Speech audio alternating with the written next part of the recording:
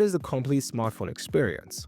Is it when your smartphone does everything at the highest level? Because most smartphones already kind of do that nowadays, yet as consumers, we feel very unsatisfied. So if you ask me that same question, I think it is a phone that performs exceptionally well in real-world use. It has a unique offering that sets it apart from other brands and makes it attractive to you and offers excellent value for money. In that regard, I think the OnePlus 13 might be up to something. It bridges that gap between stock Android experience and extensive customizations.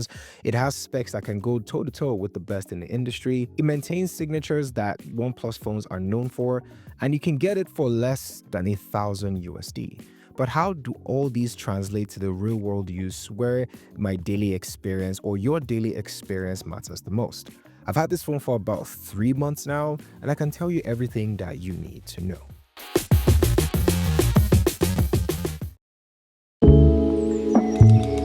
Hey guys, my name is KJ, and let's start with the obvious. The OnePlus 13 comes in 3 colors: Midnight Ocean, Arctic Dawn, and Black Eclipse, which is basically just black and white. And I think these are the best colors that they have. It offers a blend of vibrancy and simplicity, which makes the phone attractive but not too flashy.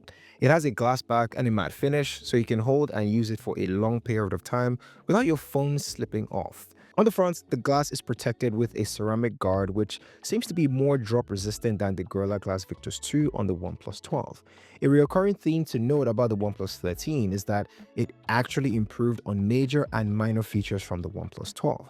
For instance, a major improvement is that the OnePlus 13 is IP68 and IP69 rated, which is way better than the IP65 rating on the OnePlus 12. Another one is that the OnePlus 13's fingerprint sensor is ultrasonic, which is faster, more accurate, and more secure than the optical fingerprint sensor on the OnePlus 12. And for minor improvements, the OnePlus 13 weighs 10 grams less than the OnePlus 12. How about that? Despite making many improvements, they didn't really change things that work, which is what makes it a beloved phone. It still has the alert slider, which I think is the most underrated feature on this phone because I can go from, a loud ringtone to silence in just one slide of a button. It maintains the typical aluminum frame and the big circular camera attached to the back. On the display side of the OnePlus 13, this thing is an 8++ rating, and this is literally how DisplayMate more or less rates this phone. So it's 6.8 inches, has a QHD display, a 120Hz refresh rate, LTPO tech. What else again am I missing? Oh, and 4,500 nits of peak brightness. The display is top tier in both low and high-end ambient lights, and even though it doesn't have that impressive anti-reflective coating that the S25 and even the S24 Ultra has, the display still looks vivid in the sun as a result of its high nits and low reflectance. I think one of the best things about the OnePlus 13 display is just how it accurately depicts color, and I watch a lot of videos on my phone and I've had a very good experience. I think all in all, this is one of the best displays in the world in 2025. Okay, so I'm gonna get closer to the camera because I think this is a PSA. I need you guys to subscribe to the channel. I am close to 30K, currently on 27. Thank you guys for getting me there. 30K is a goal that I've had for a while now, so it'll be great if I can get there before summer. Thank you guys. See ya. The OnePlus 13 follows its excellent display with an excellent performance. It has the latest Qualcomm Snapdragon 8 Elite chipsets, which you've probably heard by now, and it is the best chipset right now in the smartphone industry that is seen on flagships like the S25 Ultra. It features an octa-core CPU with a clock speed of 4.32 GHz, a top-of-the-line Adreno GPU, and an improved AI processing capability. When you combine the possibilities of this chipset with a 16 gigs of RAM on this phone, you understand why I use the word excellence to describe the performance. This runs smoothly regardless of whether I'm running a routine task or heavy tasks at the same time. Impressively, the phone doesn't really throttle, which allows me to max out the potential of its performance. It only starts to lag when the workload exceeds its processing capability, and the cooling system can't really manage the heat anymore. And I'm happy to say that I haven't really reached that level of workload yet. It feels like a lot of effort went into making the performance really top tier instead of focusing on the AI aspect that the rest of the smartphone industry is currently doing. Take a look at the battery, for example. It's 6,000 mAh, that is 600 more than the OnePlus 12, which was already pretty impressive. After 12 hours of active use, I still have about 30 to 40% left. It is currently 8 p.m. right now as I'm recording this video, and my battery is on 26%. and it takes about 35 minutes to charge my phone from 0 to 100. 35 minutes is disgusting. If you're a Samsung, iPhone, or even Pixel user, that probably feels like magic, and I know that because I can easily relate to it. The OnePlus 13 runs Oxygen OS 15, a customized version of Android, and it's basically just stock Android with OnePlus features that are into the phone. As a first-time OnePlus user, I think I'm impressed with how it managed to give me a pure Android experience and the capability to extend my scope beyond that. Customization-wise, it's not exactly One UI in both good and bad ways, and in the good ways, it allows me to uninstall all the extra apps or bloatware, if you call it, unlike Samsung, where you are just stuck with it, is very unnecessary in my opinion. But if you want a phone that gives you the pure Android experience, I think the OnePlus 13 is your guy. However, if you want a phone with the best AI features and experience, the OnePlus 13 is not your guy.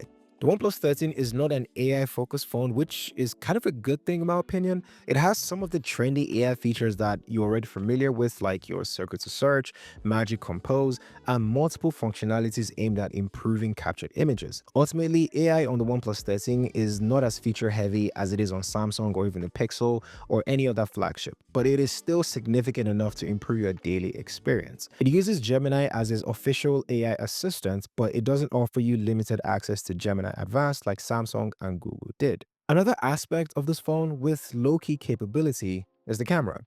Here we have a reliable camera, but nothing on the level of the major flagships. The selfie camera has 32 megapixels, which might seem like a lot, especially when you consider that the S25 Ultra and the iPhone 16 Pro Max just have 12 megapixels. But you can never judge a phone just based on the specs alone. The OnePlus 13 selfie camera has no autofocus, which means images may lack sharpness, especially when captured on the move. Also, the OnePlus 13 tends to oversaturate after processing images, which has kind of rubbed me off the wrong way. The main camera is much more reliable though. You have a 50 megapixel lens that offers great daylight images. Zoomed in images are also pretty good in daylight conditions. The OnePlus 13 has a dedicated lens with a 3x optical zoom, and the shots are pretty detailed and sharp. But anything beyond 3x, and you start to see that the images are not as clear and detailed as you would, but that's when the AI features kind of come in to clean it up for you. The ultra-wide camera is what has impressed me the most. It has a 50 megapixel lens with a 120-degree field of view, which is better than the 114-degree field of view on the OnePlus 12. The shots have great detail, great sharpness, and are less noisy. In low light conditions, the OnePlus 13 leaves you with wanting more, especially when you are a new user transitioning from one major brand to the other. Although it does do well sometimes, but it's not as consistent. Same goes for video shooting in low light. However, in daylight conditions, I don't think I have a problem with this video. I think I give it like a B plus, A minus in my opinion. It records in 8K while the selfie video maxes out at 4K, which is on par with the current standard. I think if you're a camera enthusiast and you want to rely on your phone to give you good pictures day to day, I think the OnePlus 13 will pass that test, but it's not exactly the best in the industry when you consider that they are the Pixels or the Samsungs or even the iPhone for that matter. So, does the OnePlus 13 offer a complete smartphone experience? And based on my definition, I think it does. It offers something across the board, something that is desirable. Like it answers every question in every category, and these answers might not necessarily be the best in the market, but there's something to think about. So let's look at it for example. So do you care about the display? Well, how about we give you the best display in the market? Do you care about performance? Well, here is the best chip in the market with about 16 gigs of RAM to go with everything with the phone. Do you care about the battery life? Well, how about 2 days of battery life that charges from 0 to 100 in just 35 minutes, which is pretty cool. Do you love the overall build quality of a smartphone? Well, here is a well-designed smartphone with a leather or a glass back for you to choose. Or is it about the camera or the AI features? Well, we're going to sort of cut costs in these aspects, but still provide you a standard functionality. So yes, I do think the OnePlus 13 offers the complete smartphone experience, and for just 900 USD, it is easy to choose. But that's all we have on the OnePlus 13 today. Would you get one? Let me know down in the comments. Thank you guys for watching this video. My name is KJ, and I'll catch you guys in the next one.